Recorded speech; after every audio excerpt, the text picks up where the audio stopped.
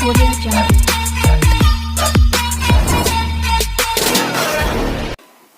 అండి, welcome to my channel. మీరు చూస్తున్నారు AH new topics YouTube channel. Hi అండి, గవర్నమెంట్ నుంచి అయితే 3 అప్డేట్ అయితే రావడం జరిగిందండి.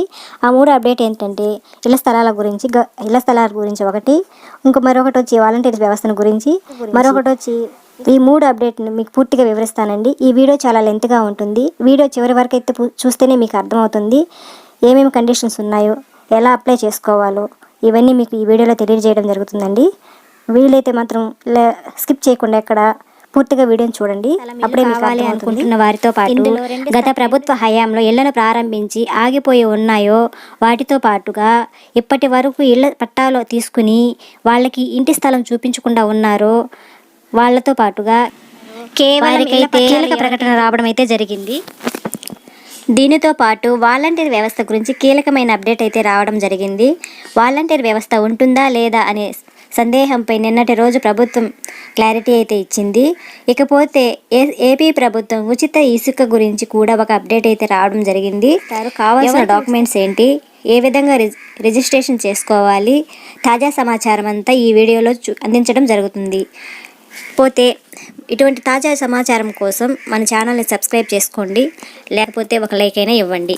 ఇకపోతే వీడియోలో చెప్పిన విధంగా ఉచిత ఇళ్ల పథకం గురించి ప్రధానమంత్రి ఆవాస్ యోజన పథకం కింద గత ప్రభుత్వం 30 లక్షల ఇళ్ల పట్టాలైతే ఇవ్వడం జరిగింది.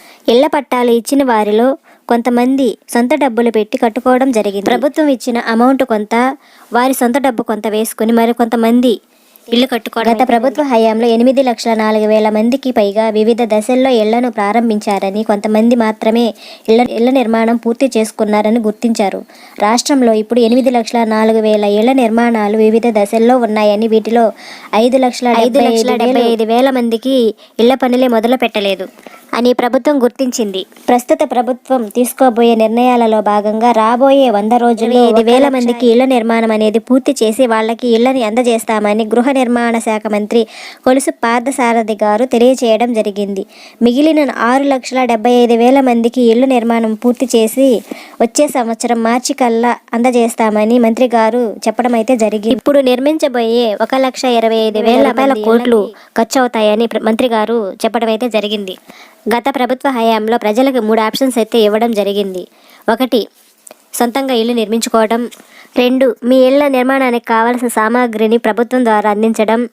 3, ప్రభుత్వమే సొంతంగా కట్టి ఇవ్వడం అనేది 3 ఆప్షన్స్ గత ప్రభుత్వ హయాంలో ఇవ్వడం జరిగింది. అయితే గతంలో 1,80,000 రూపాయలతో ఇల్లు నిర్మించుకోవాలి అప్పచెప్పడం అయితే జరిగింది. 1,80,000కు ఎంతవరకు అయితే ఇల్లు నిర్మాణం పూర్తవుతుందో అంతవరకే నిర్మించి మిగిలిందంతా వదిలేసిండారని గత ప్రభుత్వం హయాంలో జరిగింది. కాబట్టి ఇవన్నీ విచారించి ఒక నివేదిక ఈ నెల 31వ తేదీ లోపల ఇవ్వాలని ప్రభుత్వం అయితే కోరింది. ఎన్ని ఇళ్ళు అయితే పూర్తయి ఉన్నాయి, ఇంకా ఎన్ని ఇళ్ళు సగంలో ఆగిపోయి ఉన్నాయి, ఎన్ని ఇళ్ళు నిర్మించాలి, ఇంకా ఎన్ని ఇళ్ళు స్టార్టింగ్ చేయాలి అని చెప్పి వివిధ దశల్లో ఉన్న విధంగా ఆలోచించి నివేదికను ఇవ్వాలని ప్రభుత్వం అయితే జారీ చేసింది. అంతేకాదండి, వాళ్ళకి ఇప్పుడు ఇంకా ఇల్లు కట్టివ్వకుండా ఉన్న వాళ్ళకైతే కంపల్సరీ ఇల్లు అయితే వస్తుంది. లేదా కొత్తగా రేషన్ కార్డు జమ చేసుకునే వాళ్ళకి, అప్లై చేసుకునే వాళ్ళకైతే ఇళ్ళు అయితే పథకం వర్తిస్తుంది. అంటే ఇదివరకు సగం ఇళ్ళు పూర్తి చేసి సగం ఇళ్ళు ఆపేసిండే వాళ్ళకి మాత్రం ఇది రాదు. టిక్కో ఇళ్ళకి కానీ వేటికి కానీ ఆల్రెడీ ఆన్లైన్లో మీ పేరు ఉంది కాబట్టి రాదండి. కొత్త కార్డులు అయితే ఎవరైతే అప్లై చేసుకుంటారో, కొత్త కార్డులు అయితే ఎవరికైతే వస్తాయో వాళ్ళకి మాత్రం తప్పకుండా ఇల్లు అనేది ఇస్తారండి.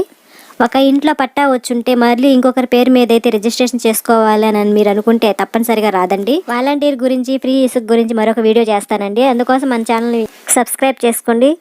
Thanks for watching. Please subscribe.